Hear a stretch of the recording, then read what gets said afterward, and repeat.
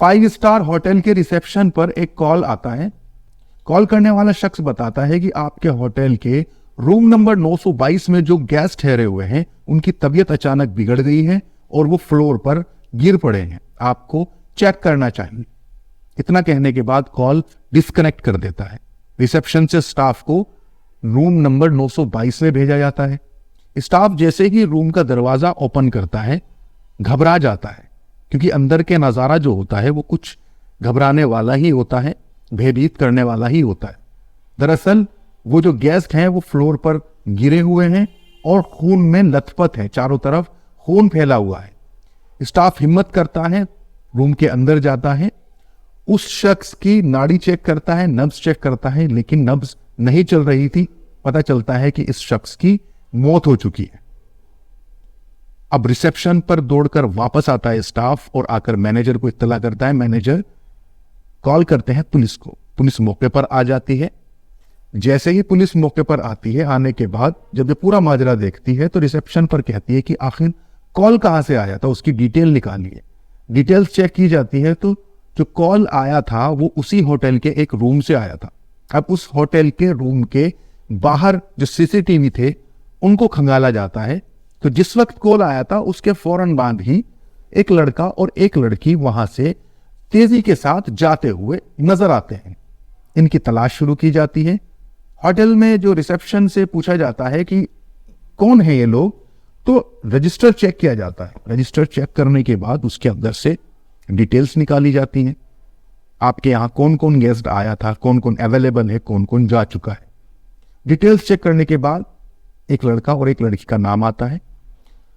Police हवाई अड्डा हो, रेलवे स्टेशन हो या बस स्टॉप हो, बस स्टैंड हो, कहीं पर भी ये लोग किसी भी तरीके से यहां से बाहर नहीं जाने चाहिए। हर जगह पर पुलिस को मुस्तैद कर दिया जाता है। पुलिस चारों तरफ छानबीन कर ही रही थी तो पुलिस के हाथ एक सूचना लगती है कि इस नाम के जो शख्स है, एक लड़का और एक लड़की, वो फ्लाइट से कोलकाता जाने वाले हैं, क्योंकि ये लोग कोलकाता के ही थे। वेस्ट बंगाल के अंदर एक शहर है कोलकाता, वहीं पर हावड़ा है, हावड़ा के ये लोग रहने वाले थे। वो डिटेल्स पुलिस को रिसेप्शन से भी मिल गई थी, लेकिन अब यह भी पता चल गया था कि ये लोग फ्लाइट का सहारा लेंगे और फ्लाइट से ये लोग अपने शहर वापस चले जाएंगे। उससे पहले ही पुलिस इनको पकड़ लेती है और पकड़कर थाने ले आती है। और जब पूछताछ शुरू होती है उसके बाद ये पूरा सच बताते हैं कि आखिर इन्होंने इस शख्स की हत्या क्यों की। सबसे पहले बात करते हैं ये शख्स कौन है। दरअसल ये शख्स संदीप सुरेश कामले थे। इनकी उम्र 42 साल थी और ये पुणे के शास्त्री नगर के रहने वाले थे। ये एक कार डीलर हैं, करोड़पति बिजनेसमैन हैं। कभी ये कलकत्ता जाते थे, कभी बेंगलोर जाते थे, कभी ये गुवाहाटी जाते थे, क्योंकि बिजनेस सिलसिले में इनको आउट ऑफ स्टेशन रहना पड़ता था। बात जो शुरू हुई है वो बात सितंबर 2023 से शुरू होती है, जब ये कोलकाता आते हैं बिजनेस के सिलसिले में और वहां आकर एक 5 स्टार होटल का रूम बुक करते हैं। वहीं पर इनको एक स्टाफ लड़की नजर आती है जिसका नाम है अंजलि शॉ।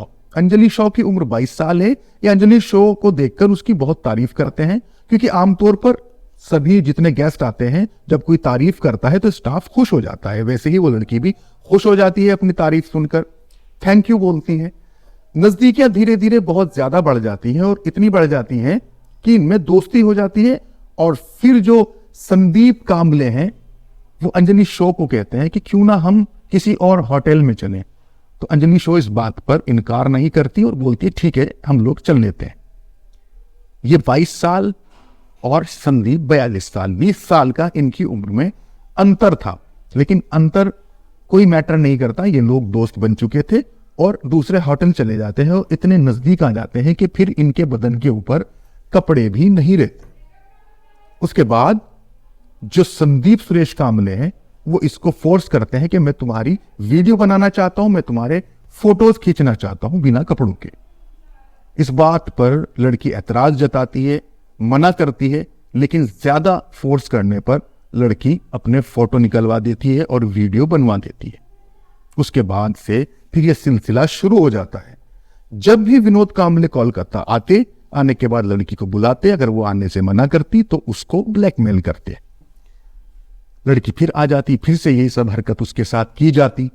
लड़की परेशान हो चुकी थी और फिर लास्ट इस मोमेंट तक बात आ जाती है कि सुरेश कांबले कहते हैं कि अब मुझे तुमसे शादी करनी है। लड़की कहती है मैं आपसे शादी नहीं कर सकती, आप ऑलरेडी मैरिड हैं और मैं भी किसी और को चाहती हूं, मेरा एक बॉयफ्रेंड है। अब लड़की क्योंकि काफी परेशान हो जाती है, ये काफी जिद करते हैं और जिद के साथ साथ जब लड़की इनकार कर देती है शादी करने के लिए, ये सारे फोटोज, क्योंकि इनके पास इनके परिवार का भी नंबर आ चुका था, ये सारे फोटोज इनके परिवार को व्हाट्सएप कर देते हैं। परिवार में शक पका जाता है, देखकर घबरा जाता है, आखिर ये क्या हो रहा है। खुद ही अपनी लड़की को बदचलन समझने लगते हैं कि हमारी लड़की गलत निकल गई है। अब लड़की इतनी परेशान हो जाती है, सोचती है कि मैं क्या करूं। उससे पहले ये अपने बॉयफ्रेंड को सारी बात बताती। जो इसका बॉयफ्रेंड है वो है विकास शॉ, जिसके साथ ये शादी करना चाहती थी। विकास शॉ हावड़ा का ही रहने वाला है। विकास शॉ से जब पूरी बात बताती है तो फिर ये लोग डिसाइड करते हैं क्यों ना हम इस शख्स के फोन चुरा लें। ना इसके पास फोन रहेंगे, ना ही फोटोग्राफ्स रहेंगे।